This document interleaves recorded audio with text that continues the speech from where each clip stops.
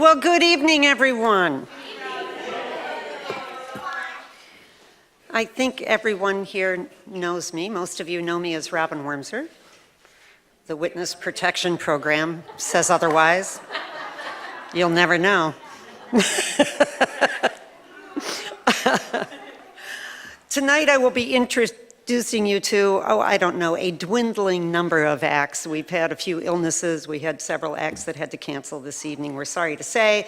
So we will have some omissions on the roster that you were given when you came in. But the rest are here and raring to go. Yeah. So tonight we will laugh together, tap our toes together, applaud, and most importantly, vote for your People's Choice Award winner. Now, to do that, that takes place after the last performance. We invite you to come down to the social hall. There you will vote with your cash money, please. Paper money, coins, the deed to your house. We don't care. Remember, we are an inclusive church, after all. Anything but credit cards will do. If that doesn't motivate you to join us downstairs, then I have one word for you: cookies. We also have cookies and other baked goods to share downstairs. Donations appreciated. Let me remind you that this is a fundraiser, hence the $5 at the door, hence the $10 fee for our contestants, and we'll do anything else to continue to raise money for our church. So the first, second, and third place winners will be selected by our guest judges, all of these local celebrities who have agreed to join us tonight. First of all, if you could identify yourself, we have the charming Dana Howell.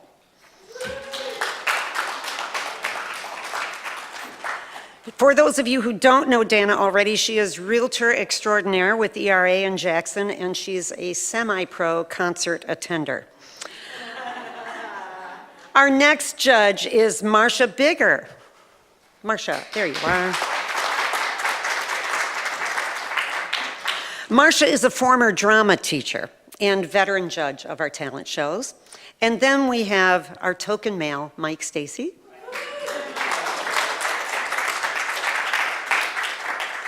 Who you may have seen on a local stage or two, being an actor. So let's get this show on the road. Our first act would like me to share with you that when he was born, he was very, very young.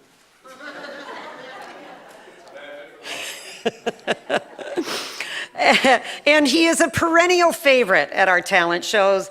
Please enjoy the musical stylings of Mr. Gary Klump.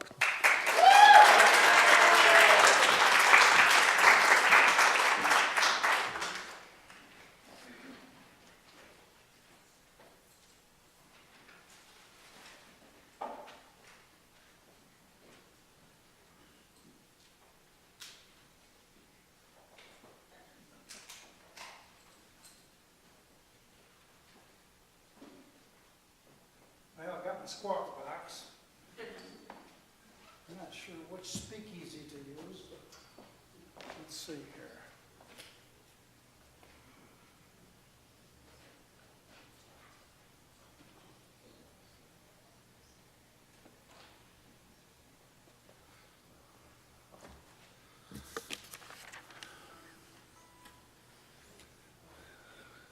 Good, it looks like a friendly crowd. Okay. Testing, testing, tasting, tasting. Is this one better, or this one's better?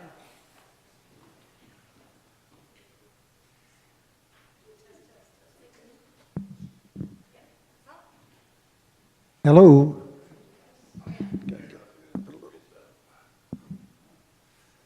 Okay, let's.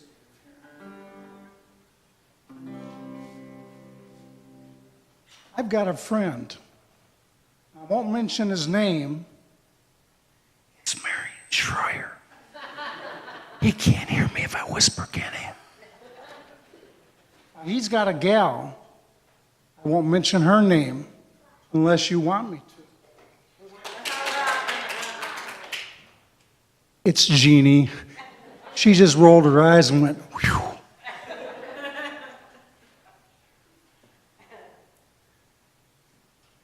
Marion is from Wyoming, and he's got a lot of wilderness in him. He may even be a part-time cowboy. Marion has a cabin in the UP that he just loves. And he goes up there and he fishes and he walks the trails and he canoes and he sits down on the dock by the river and reads books. Now, Jeannie, not so much. So Marion's up there alone a lot. Can I get a aw?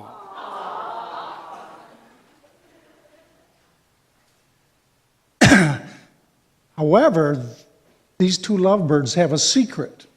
You want to know what the secret is? Yeah. They know that anytime they want, they can look up at the moon at the same time and feel a connection. Emotions have no distance limitations. So Marion likes a bonfire. Now, I'm not talking about a little fire pit. I'm not talking about a campfire. I'm talking about a bonfire. Not a little bonfire. Yeah, about waist high. That's a bonfire. So picture this. We've got a full moon. We've got Marion over here, and I know he's happy. He's got his raggedy old blue shirt on. He's got that Schroyer smirk going, and he's got the bonfire roaring. And the bonfire is casting blue shadows on the trail. And then you hear,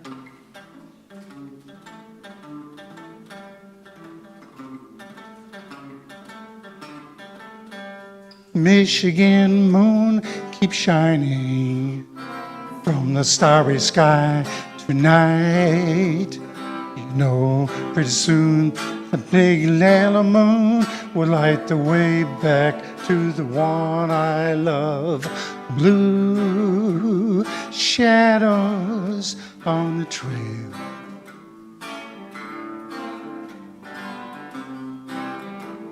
Little cowboy, close your eyes and dream.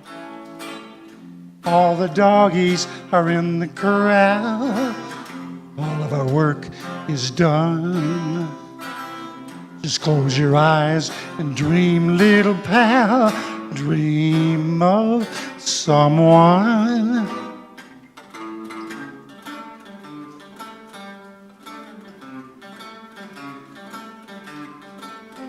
Blue shadows on the trail.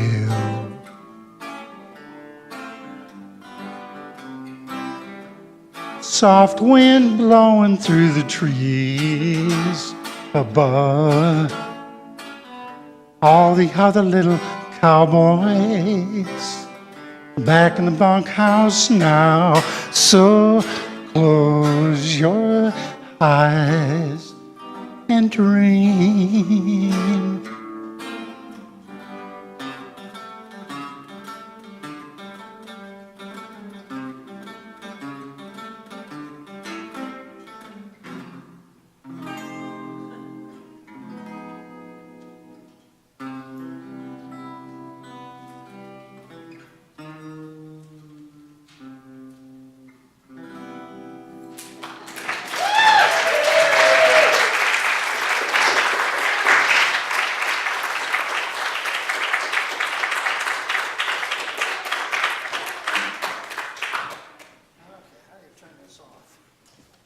Asking me? You're quite all right. Gary, that was wonderful. Thank you so much. Great way to get the show started off. And thank you for drawing Marion and Jeannie in and embarrassing them this evening, because I know how much they enjoy that. I'm sure that you all recognize the name Carl Sandburg as one of our great American poets. He's not here tonight. But the Pulitzer Prize winner wrote famously about fog. You'll probably remember that he said, "The fog comes on little cat feet. It sits looking over harbor and city on silent haunches and then moves on." We remember well what he had to say about Chicago when he called it the hog butcher for the world, the city with big shoulders. But few of us know that Sandberg also wrote whimsical fun books for children. If you'll all sit back and pretend that you're somewhere between 4 and 8 years old, Liz Webb will share a few pages of one of those books tonight from Rutabaga Country.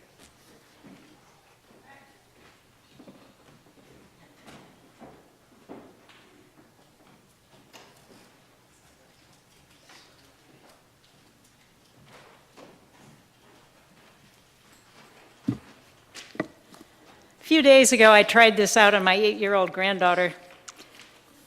3 times she burst into my reading and said, "Grandma, what did you just say?"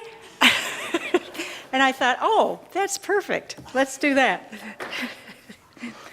So the book, I gave you the wrong title. It's Rutabaga Stories, not Rutabaga Country. But the title of the first chapter is How They Broke Away to Go to the Rutabaga Country. Gimme the Axe lived in a house where everything is the same as it always was. The chimney sits on top of the house and lets the smoke out, said Gimme the Axe. The doorknobs open the doors. The windows are always either open or shut. We are always either upstairs or downstairs in this house. Everything is the same as it always was. So he decided to let his children name themselves. The first words they speak as soon as they learn to make words shall be their names, he said. They shall name themselves. When the first boy came to the house of Gimme the Axe, he was named Please Gimme. When the first girl came, she was named Axe Me No Questions. And both of the children had the shadows of valleys by night in their eyes and the lights of early morning when the sun is coming up on their foreheads. And the hair on top of their heads was a dark wild grass. And they loved to turn the doorknobs, open the doors, and run out to have the wind comb their hair and touch their eyes and put its 6 soft fingers on their foreheads. And then because no more boys came and no more girls came, Gimme the Axe said to himself, my first boy is my last and my last girl is my first, and they picked their names themselves. Please Gimme grew up and his ears got longer. Axe Me No Questions grew up and her ears got longer. And they kept on living in the house where everything is the same as it always was. They learned to say, just as their father said, the chimney sits on top of the house and lets the smoke out. The doorknobs open the doors. The windows are always either open or shut. We are always either upstairs or downstairs. Everything is the same as it always was. After a while, they began asking each other in the cool of the evening after they had eggs for breakfast in the morning, who's who? How much? And what's the answer? It is too much to be too long anywhere, said the tough old man, Gimme the Axe. And Please Gimme and Axe Me No Questions, the tough son and the tough daughter of Gimme the Axe, answered their father, it is too much to be too long anywhere. So they sold everything they had, pigs, pastures, pepper pickles, pitchforks, everything except the rag bags and a few extras. When their neighbors saw them selling everything they had, the different neighbors said, they're going to Kansas, to Kokomo, to Canada, to Kankakee, to Kalamazoo, to the Chattahoochee. One little sniffer with his eyes half shut and a mitten on his nose laughed at his hat 5 ways and said, they're going to the moon, and when they get there, they will find everything is the same as it always was. All the spot cash money he got for selling everything, pigs, pastures, pepper pickers, pitchforks, Gimme the Axe put in a rag bag and slung on his back like a rag picker going home. Then he took Please Gimme, his oldest and youngest and only son, and Axe Me No Questions, his oldest and youngest and only daughter, and went to the railroad station. The ticket agent was sitting at the window selling railroad tickets, the same as always. Do you wish a ticket to go away and come back? Or do you wish a ticket to go away and never come back?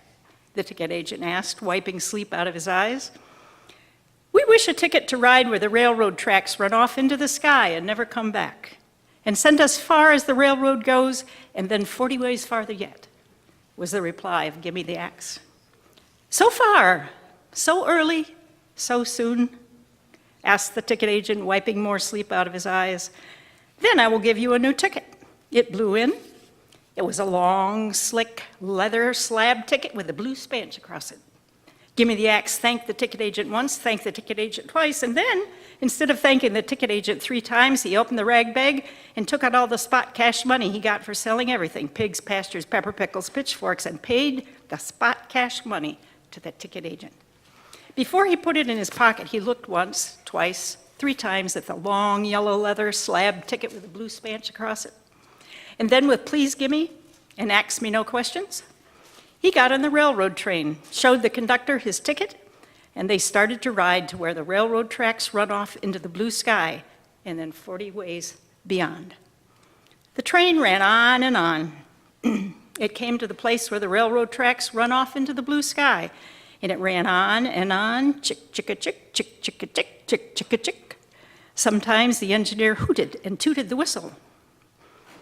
Sometimes the fireman rang the bell. Sometimes the open and shut of the steam hog's nose choked and spit, fisty-foost, fisty-foost, fisty-foost. But no matter what happened to the whistle and the bell and the steam hog, the train ran on and on to where the railroad tracks ran off into the blue sky, and then it ran on and on some more. Sometimes Gimme the Axe looked in his pocket, put his fingers in, and took out the long, slick, yellow slab ticket with a blue spanch across it. Not even the kings of Egypt, with all their climbing camels and all their speedy spotted lucky lizards, ever had a ride like this. And then something happened. They met another train running on the same track. One train was going one way, the other was going the other way. They met and they passed each other. What was it? What happened? The children asked their father. Well, one train went over, the other train went under. This is the over and under country. Nobody gets out of the way of anybody else. They either go over or under. Next, they came to the country of the balloon pickers, hanging down from the sky, strung on strings so fine the eye could not see them at first, was the balloon crop of that summer. The sky was thick with balloons. Red, blue, yellow balloons, white, purple, orange balloons, peach, watermelon, and potato balloons, rye loaf, wheat loaf balloons, link sausage, and pork chop balloons. They floated and filled the sky. The balloon pickers were walking on high stilts picking balloons. Each picker had his own long stilts, long or short. For picking balloons near the ground, he had short stilts. If he wanted to pick far and high, he walked on a far and high pair of stilts. Baby pickers on baby stilts were picking baby balloons. When they fell off the stilts, the handful of balloons they were holding kept them in the air till they got their feet into the stilts again. Who is that away up there in the sky, climbing like a bird in the morning? Ask me no questions, asked her father. Well, he was singing too happy, replied the father. The songs came out of his neck and made him so light the balloons pulled him off his stilts. Will he ever come down again, back to his own people? Why, yes, his heart will get heavy when his songs are all gone, and then he will drop down to his stilts again. The train was running on and on. The engineer hooted and tooted the whistle when he felt like it. The fireman rang the bell when he felt that way. And sometimes the open and shut of the steam hog had to go fisty-foost, fisty-foost. Next is the country where the circus clowns come from, said Gimme the Axe to his son and daughter. Keep your eyes open. They did keep their eyes open. They saw cities with ovens, long and short ovens, fat, stubby ovens, lean, lank ovens, all for baking long or short clowns, or fat, stubby, lean and lank clowns. After each clown was baked in the oven, it was taken out into the sunshine and put to stand like a big white doll with a red mouth leaning against the fence. 2 men came along to each baked clown standing like a doll. One man threw a bucket of white fire over it. The second man pumped a wind pump with a living red wind through their red mouth. The clown rubbed his eyes, opened his mouth, twisted his neck, wiggled his ears, wriggled his toes, jumped away from the fence and began turning handsprings, cartwheels, somersaults, and flip-flops in that sawdust ring near the fence. The next we come to is the Rutabaga country, where the big city is the village of liver and onions, said Gimme the Axe, looking again in his pocket to be sure he had that long, slick, yellow leather slab ticket with the blue spanch across it. The train ran on and on till it stopped running straight and began running in zigzags, like one letter Z, put next to another letter Z, and the next, and the next. The tracks and the rails and the ties and the spikes under the train all stopped being straight and changed to zigzags like one letter Z and another letter Z next after the other. It seems like we go halfway and then come back, said Ask Me No Questions. Well, now look out the window and see if the pigs have bibs on, said Gimme the Axe. If the pigs are wearing the bibs, then this is the rutabaga country. And they looked out of the zigzagging windows of the zigzagging cars, and the first pigs they saw had bibs on. And the next pigs and the next pigs they all saw had bibs on.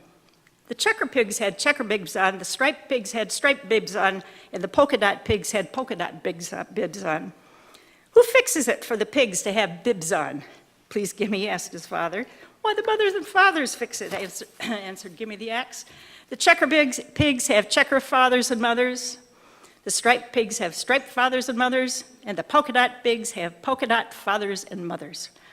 And the train went zigzagging on, running on the tracks and the rails and the spikes and the ties, which were all zigzag like the letter Z and the letter Z. And after a while, the train zigzagged on into the village of Liver and Onions, known as the biggest city in the big, big rutabaga country. And so, if you are going to the rutabaga country, you will know when you get there because the railroad tracks change from straight to zigzag. The pigs have bibs on, and it is the fathers and the mothers who fix it.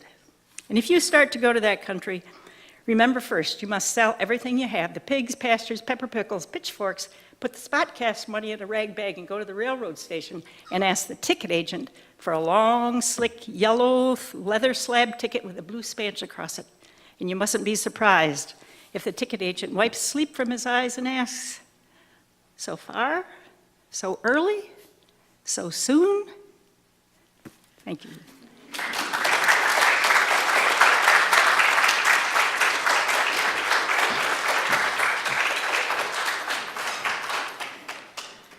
Well, finally, an answer to where clowns come from. I'm so, shoot.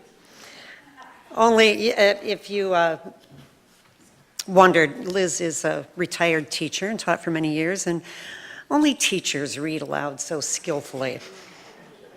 It's true. So I guess we have a few people here who don't regularly attend this church or aren't members. We are, in fact, a real church. Matter of fact, we have a real pastor, albeit an interim pastor, but she is indeed. And she is here with her, that's Jen, and she's here with her wife, Virginia. So Jen puts on quite a show Sunday mornings. And essentially, she's volunteered here to follow her own act, so good luck with that. We'll now see what this power couple has in store for us as a team. A little levity from Jen and Virginia Grayson.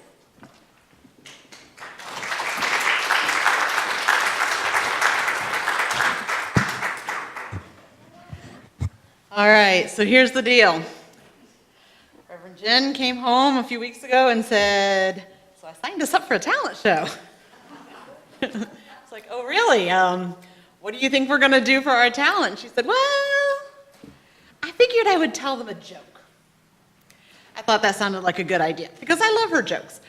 But as some of you know, it's been a very, very busy week. She's been running back and forth between her congregation here and her congregation in Illinois, and we haven't had a lot of chance to talk. In fact, last night she fell asleep before we even got on the phone, and I was worried about her all night, not knowing where she was. It was 8 o'clock. Yeah. So I have no idea what she has planned, and I'm really hoping, sweetheart, that you came up with a good joke that you can share. I did. I'm going to tell them my very favorite joke. No, Yeah. not that one. It's a good joke. Oh, sweetheart, please. Oh, come on. They're going to love it. Listen, you'll love it too. Everybody loves this joke. A Catholic priest, a Muslim imam, and a UU minister walk into a bar. See, you're going to like this joke. The Jewish rabbi ducked. Yeah. See, Robin gets it. See, groans, and you tell that joke all the time. The problem is, it's overdone. You tell it all the time. I would not be surprised if you didn't tell that joke when you applied for the job here. That's actually possible. Yeah. Give me your list. There's got to be something better in here. Okay, how about this one? So what's the difference between cat and dog theology? A dog thinks, wow, you feed me, look after me, love me, you must be God. A cat, on the other hand, thinks, wow, you feed me, look after me, love me, I must be God. That'll do. No, we can't tell that joke. See, we're a very diverse church, and we have cat people and dog people and bird people and sheep people, and theists and atheists, and it's just gonna upset somebody. Yeah, you use. Okay, let's see. Oh, I remember this one. This one's good. Okay, so see if you remember this one. So there once was a small town with a Catholic church and a Jewish synagogue right next to each other in the middle of town. See, it's about diversity. Right, there we go. Okay, go on. Now, the Catholic Church was growing and wanted to expand their house of worship, but there was no way to do so if the synagogue remained where it was. There came to be a general sentiment among the church members that the Jewish congregation had to go. But naturally, this created quite an uproar among the Jewish townspeople. So the Catholic priest made a deal. He would have a religious debate with the rabbi of the Jewish congregation. If the rabbi won, the synagogue could stay. If the priest won, the Jews would find another place to worship. The animosity in town had grown so harsh, the Jews realized they had little choice. So the rabbi agreed. He asked only that neither side be allowed to talk during the debate, as his hearing wasn't always that good. The day of the great debate came.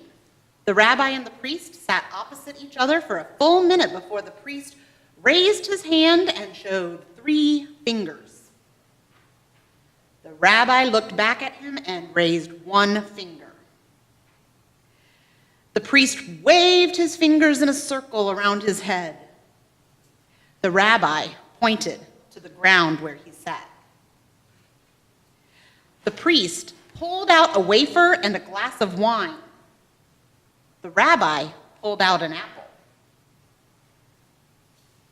The priest stood up and said, "Well, I give up. The man is too good. The Jews can stay." An hour later, the Catholic congregation surrounded the priest and asked him, "What happened?" The priest said, "Well, first I held up 3 fingers to represent the Trinity, Father, Son, and Holy Spirit. He responded by holding up 1 finger to remind me that there was still one God common to both of our religions. Then I waved my fingers around me to show him that God is all around us. He responded by pointing to the ground, showing me that God is also right here with us. I pulled out the wine and the wafer to show how God absolves us from our sins. He pulled out an apple to remind me of our common original sin. He had an answer for everything. What could I do?" Meanwhile, the Jewish congregation had crowded around the rabbi, amazed that this man had done what all their scholars had insisted was impossible. "What happened?" they asked.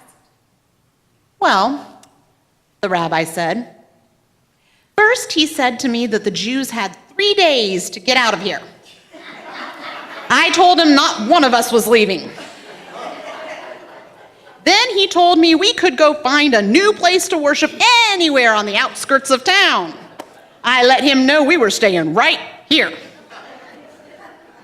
"And then?" said the crowd. "I don't know," said the rabbi. "He took out his lunch and I took out mine."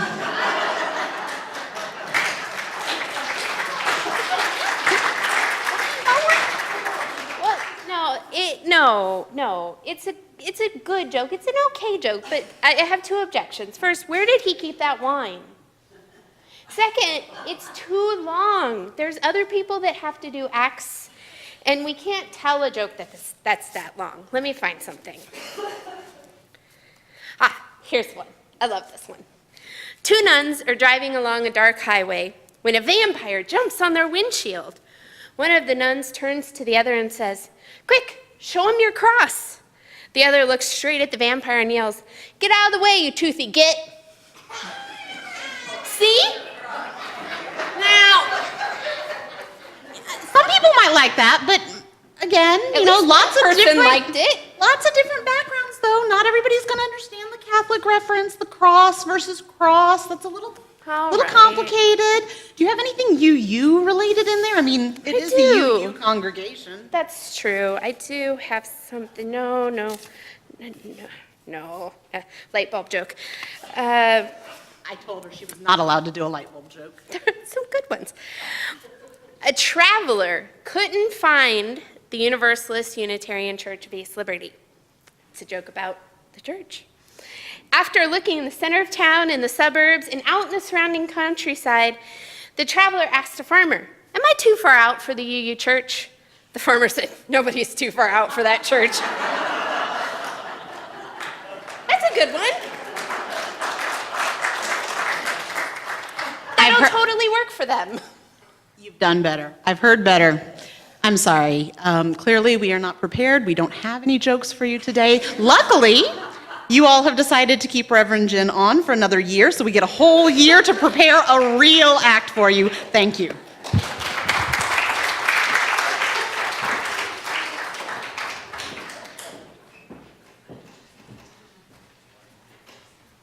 Oh, indeed, no one's too far out for the UU Church. Oh.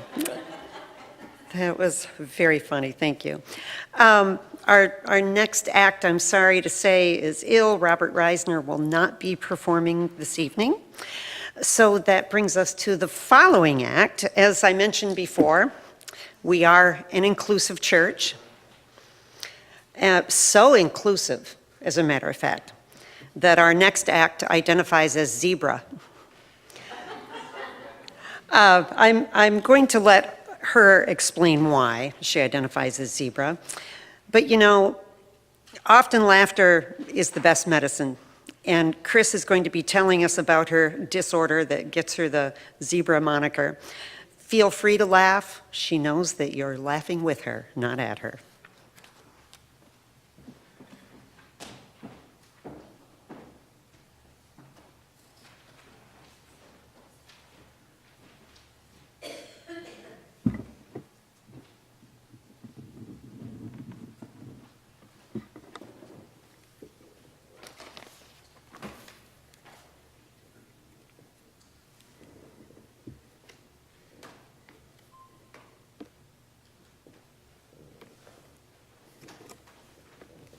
As many of you know, last year I had a real struggle with my condition called Ehlers-Danlos syndrome, or EDS for short. My body makes faulty collagen. Collagen acts as the glue in your body which holds things together. Since my body makes faulty collagen, my body is literally falling apart. There are no cure for EDS. This is why I have all my surgeries and wear so many braces. The zebra, The zebra is the mascot for EDS. The saying goes, if you hear hoof beats, think horses, not zebras. Many medical students are taught to think of only the common diagnoses when we both know that there are rare ones exist. I consider myself a zebra. Living with EDS is not fun. One of my EDS friends and I came up with some funny things to make us laugh. We all know that laughter is good for the soul, right? So here they are. You know you're a zebra when, if I could have a drum roll, please. Number 10, you're obsessed with zebras and zebra print.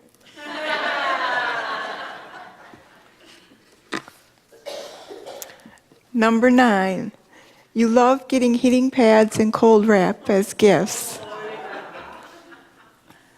Number 8, your pharmacist loves seeing you walk through the door because of all the medicines you take. Ka-ching!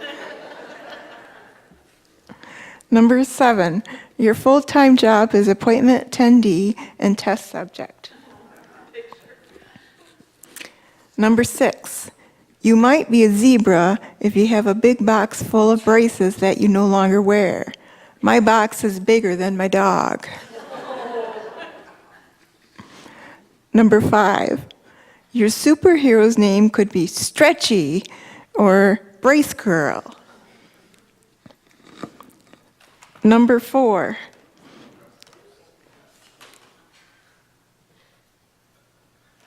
If getting braces doesn't involve a dentist, you might be a zebra. Number 3, you walk into walls and stumble over air like it's a common thing. We think they reach out and grab you. Number 2, the X-ray's face turns green and says, "Whoa!" when they see all that titanium that comes up on the screen. And number 1, another drum roll, please.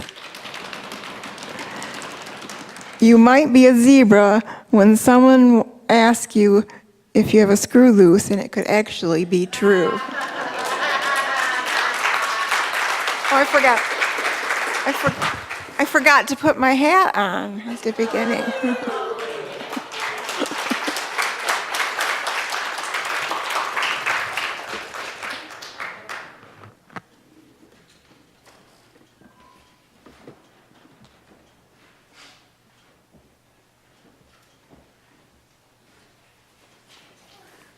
I'm sorry if I forgot to announce Chris by her full name. That was the fabulous Chris Bernstein. And thank you for explaining EDS to us a little better. It's something most people don't know anything about. Oh, yes, Nina Obitz. Now, Nina Obitz is known for raising chickens. Sadly, they could not attend. Fortunately for us, she also raises musicians. She's here with her son Jason and her grandson Malcolm to share a medley of a few of their favorites. Hey Malcolm, how you doing? Enjoy.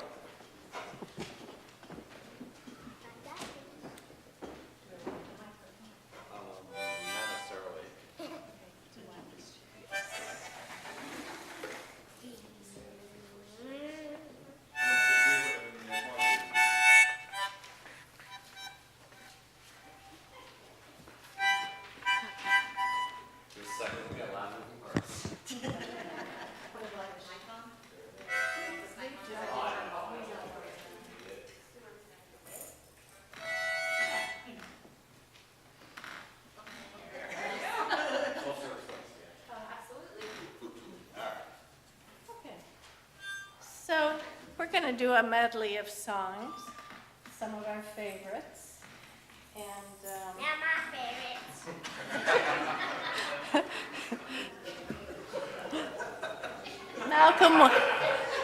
Malcolm will be announcing each song. Oh my gosh, why? Here, hold it up. Okay, hold it up. Hold it up high so that they can see. Very good. Okay. You want to hold it some more? Okay. Up the magic dragon lived by the sea, and frolicked in the autumn mist in a land called Galilee. Little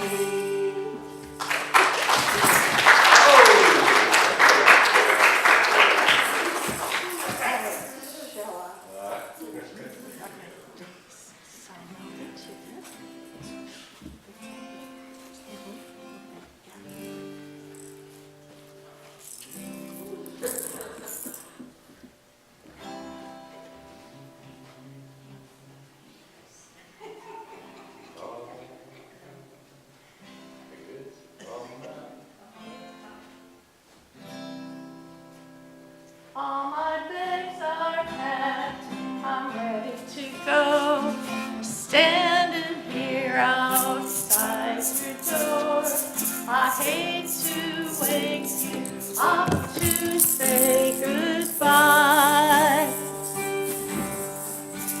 But the dawn is breaking, it's early morn.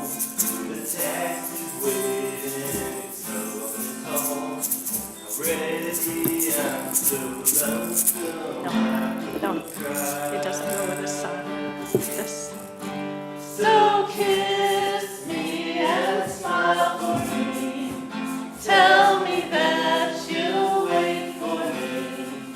Hold me like you'll never let me go. 'Cause I'm a-leaving on a jet plane. Don't know when I'll be back again. Oh, babe, I hate to go. 'Cause I'm a-leaving on a jet plane. Don't know when I'll be back again. Oh, babe, I hate to go.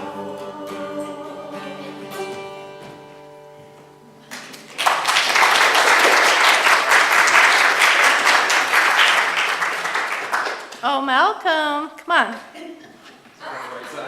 You need another sign. Oh my God. Why again?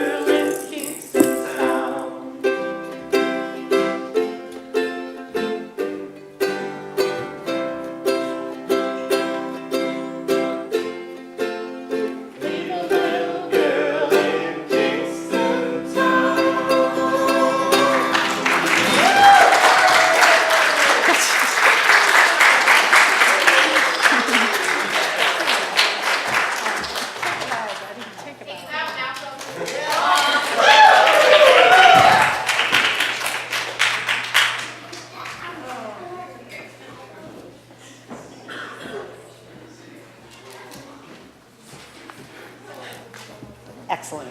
Well done, sir. Sit down.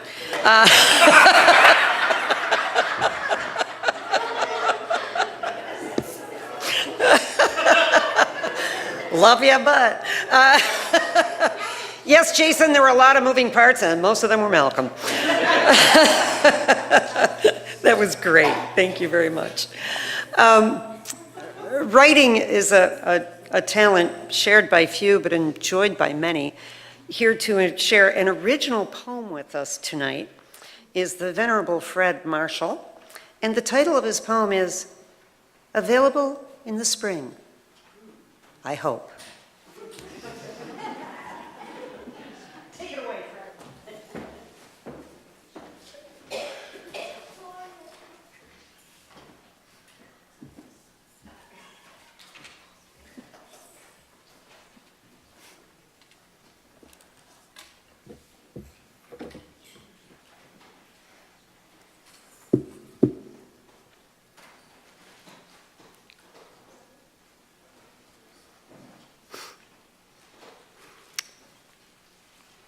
Available in the spring, I hope.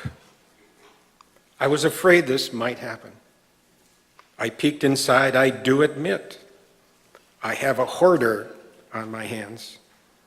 Next to its neat and warm bedroom, acorns were piled to the roof. Might as well have advertised it. Come live in this nice tiny home. Comfortable, snug, warm and dry. Open concept. A dome ceiling. Very secure with one entrance. No cats and dogs are kept nearby. Tiny home, 6 gallons large. Available in spring, I hope. I am definitely not heartless. The chipmunk won't be evicted into winter's barren landscape. I've waited since late October. Now my patience is running thin. Aristotle thought long ago, so I put it in modern terms, that stuff will fill every space. He said it more eloquently, that nature abhors a vacuum unless it needs a tiny home. Dust is coating everything. Can we borrow someone's shop vac?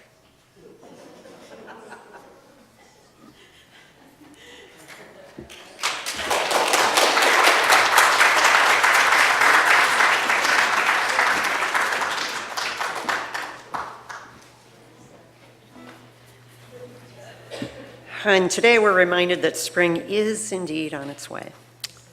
Our next performer, I hope that I'm in the right order here, certainly am, is actually a world traveler. She has touched many lives through teaching and directing, and contrary to popular belief, has never actually committed homicide while hangry, though some have feared for their lives. Anne is quite handy in the kitchen and enjoys cooking as well as baking. You can sample some of her baked goods downstairs afterwards. Donations, welcome. And this evening, she's bringing back one of our culinary heroines, Julia Childs, with a new recipe. I'm told there's a secret ingredient involved. What could it be? I present to you the scintillating Anne Green.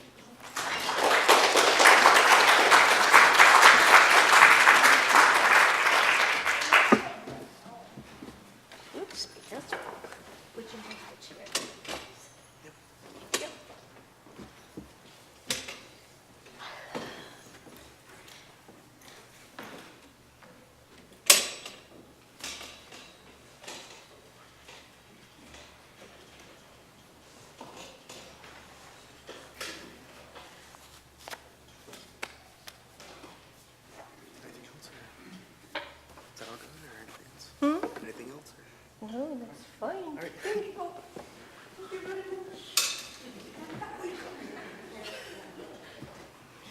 Well, welcome to the French Chef.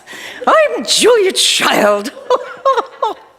Here again, cooking a specialty for you. And of course, my dear husband Paul is with me.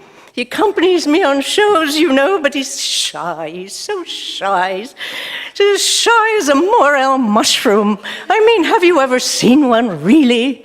Well, you won't see Paul either, but he does make himself known, don't you, my precious escargot? Yes, well, Today's recipe is one which is less well known, which is exactly why to do it. And I say, don't be afraid of something large. That's exactly why to do it. You're wondering what it is, and I won't keep you in suspense. We are cooking eel. Yes, eel, a delightful change of pace today on the French Chef. Let me say that the eel is a fish which believes in long journeys. It is spawned in the Sargasso Sea in the western Atlantic. But there it travels back to its place of origin, its freshwater haunts where Mummy and Daddy Eel grew up. It could be in this country, it could be in Europe, but anyway, it comes back. So today, we have a lovely eel. This particular eel was captured in the exotic waters of the St. Joseph River by South Bend, Indiana, and delivered to me by the Reverend Jen and Virginia. Thank you, ladies. I just have to show my book. Yes. Oh, I need my... Yes. Okay. Yes. Where are you? Ah. Yes, thank you for bringing it all the way. I appreciate it. All the way from wherever you are. Woo!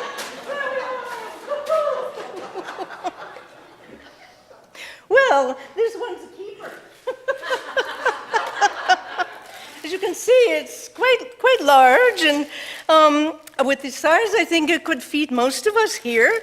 So, well, you know, young eels are still only 2 or 3 inches long when they get to their final destination, and they're transparent and yellowish, and you can cook them up, and that's very nice. When they get to be this large, then you can smoke them or pickle them, and they make a nice antipasto or hors d'oeuvre, you know, something like that. So, oh, pardon? My sweet panais? That's French for parsnip. Yes, I will. Yes, he calls me lamb chop. I call him my favorite vegetables in French. He says to tell you that those recipes for the hors d'oeuvres and the antipasto are on page 65. Okay. Now, back to the eel. Now, you might think, because of its shape, that the eel is a snake, but actually, it's a fish. You know, of course, it has no fins, so it has to move through the water sort of like, you know, like that, to get where it's going.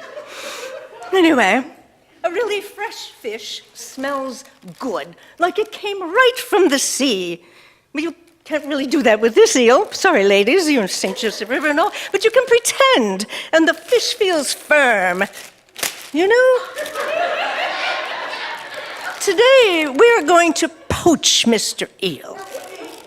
But first you have to prepare it. You can't just plop it in the pot. So let's get a pot of water out here. There's a pot of water. And let's put a little heat on it.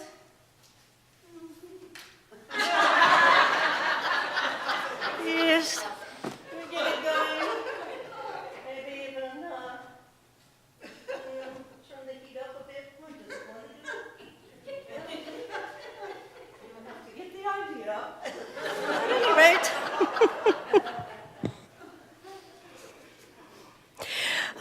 But first, you know, we have to remove the skin. In order to do that, you have to have the proper kitchen equipment.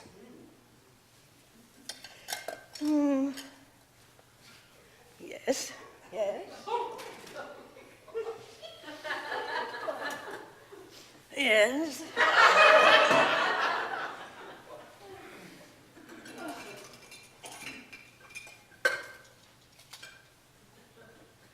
Yes.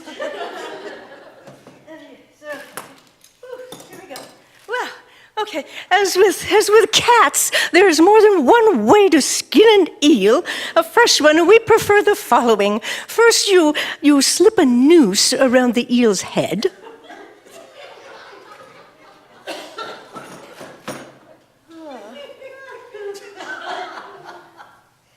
Well, yes.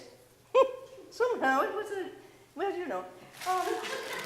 You slip it around the eel's head and you hang the other end on a hook, like high in the kitchen like that, see? So it's hanging there, and then you cut the eel skin about 3 inches below the head all around, so it, you know, don't penetrate the gallbladder, which lies close to the surface. And then you peel the skin back, but you have to pull down very hard. It can be very hard to do. In fact, you might have to use pliers, pull it down, and just sometimes you even have to go for channel locks and pull the darn stuff down all the way, you know, until the whole skin comes off like a glove.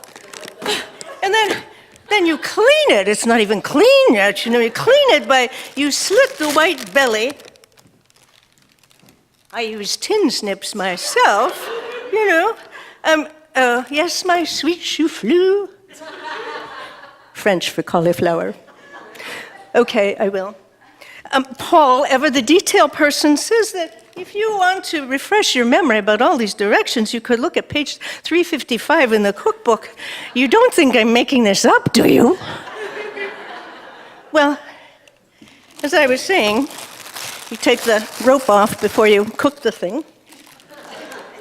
And now that you're inclined, you can whack it to pieces. But I'm going to cook it whole today.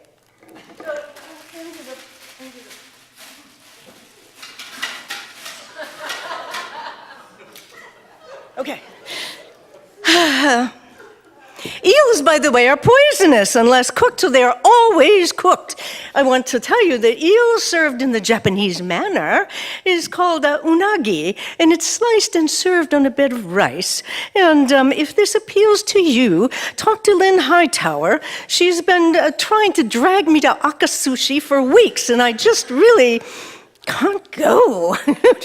I don't know. So, well, now you can do this with water, but really, this has to have some wine in it. If you have nothing but water, you might as well not do it. So, you know, a little Chardonnay is very helpful.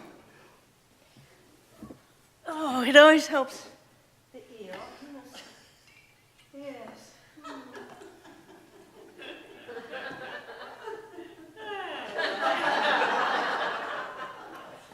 That's fine.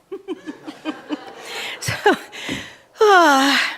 this will be so good. It'll make Anita Phobes play rap music on the piano. Now, also, you'll want white peppercorn, salt, and parsley, and then to serve, butter and lemon. Remember not so long ago when you could eat anything you wanted, like butter and cream, and there was no talk of cholesterol? And of course, people were smoking cigarettes and all kinds of things. That must be the America we want to make great again. I don't know. Well, this thing will simmer about 20 minutes. You know, when a dish takes longer to cook than the show has time, we cheat a bit. That's generally called a dump and stir show. Not my show, but you just dump in the ingredients, stir them up, slip them into the oven, and a couple minutes later you pull out some already cooked item. We're not going to do that today. I just want to tell you how authentic we are. So we'll stir it just a bit. Ooh, it already smells lovely. It looks lovely too. It's so lovely it'll make Gracia weep. Wait a minute, Gracia always weeps. So, now you may think eel is a strange dish, but consider these historical delicacies. In the 1400s, at medieval banquets, some cooks would hide live animals inside empty pie crusts, frogs being a favorite. Live frog pie. Just saying. Another spécialité was steamed dormouse, where you make a mince of pork and dormouse meat and stuff the dormouse and bake it. Little dormouse. One I would like to have seen myself comes from 17th century France called the rôti sans péril, which was a French dish where there were 17 birds stuffed one inside the other from little to bigger to bigger to bigger, and then, of course, baked. Can you imagine? It would be delightful.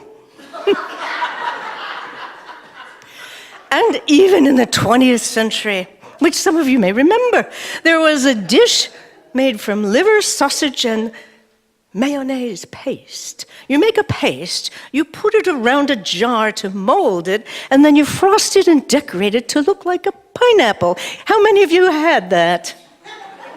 No, well, and we won't even speak of Spam. So, well, it just keeps getting, but yes, my darling petit pois. That's French for green peas. What is it now, my dear?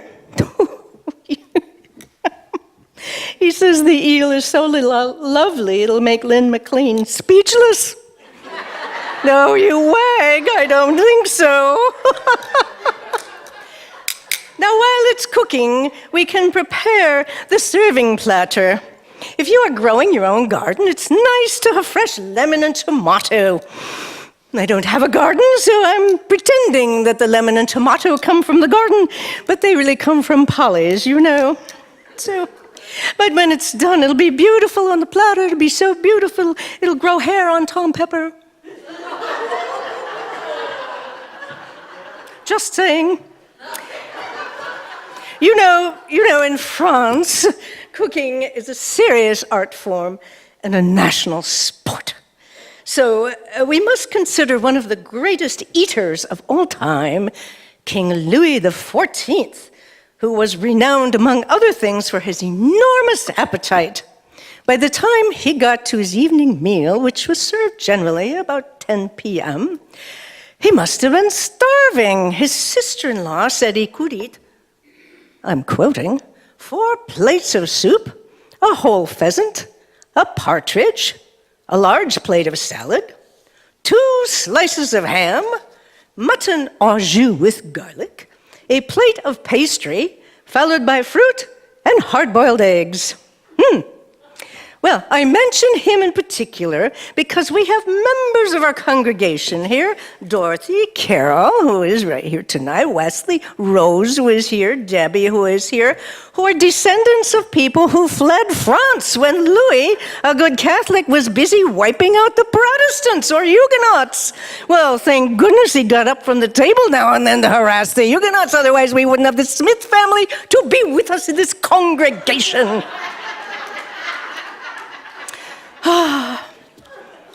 Yes? Oh, pardon me a moment. What is it, my choux de Bruxelles? French for Brussels sprouts. Okay. He says that's probably enough history and to get on with the show. So let's have a look. Oh, yes. Should be just about done. And it is so beautiful. It is so beautiful, it'll make Debbie and Fred Marshall give up all their animals and start an eel farm. Really? And what luck! Just late February in the Jackson Citizen Patriot, it reported that a Florida-based company is considering building a $30 million eel farm in St. John's, just north of Lansing, which could be the first facility in the U.S. to commercially raise eels for food. What do you think, Fred and Debbie? Well, okay. I think it's just all about done. Let's just see. Oh, yes. Okay. All right.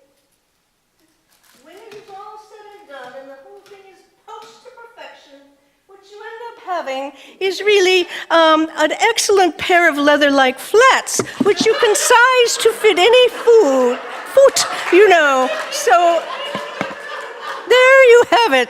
That is what an eel is good for. That's all for today on The French Chef. I'm Julia Child along with Paul. Bon appetit!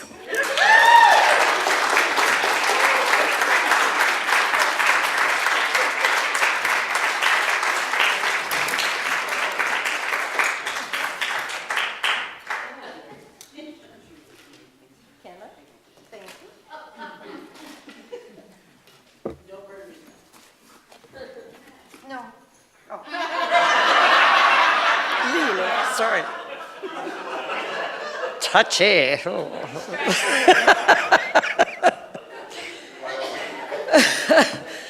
Oh, I am so pleased to know there are other uses for channel locks and Tim Snips.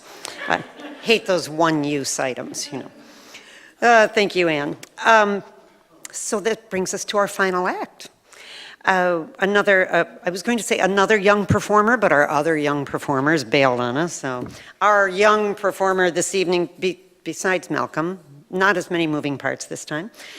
We've had the pleasure of watching Gia Jakey grow up here in the church. And this evening she is going to be playing piano with Tom Pepper, who contributes so many ways to this institution, often musically. And I will let them explain anything else they'd like to. Please, Tom Pepper and Gia Jakey.